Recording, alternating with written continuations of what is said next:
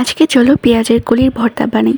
তো এজন্য পেঁয়াজের কলি, 4টা আলু, 3টা পেঁয়াজ আর কিছু শুকনো মরিচ আর কাঁচামরিচ নিয়েছি। তারপর পেঁয়াজের কলি, আলু, পেঁয়াজ ভালো মতো কেটে নিয়েছি আর কাঁচামরিচগুলোকে আস্ত রেখেছি। দেন একটি প্যানে পরিমাণ মতো তেল দিয়ে আলু, কাঁচামরিচ, পেঁয়াজের কলি দিয়ে 4-5 মিনিটের মতো কুকড করে নামিয়ে নেব।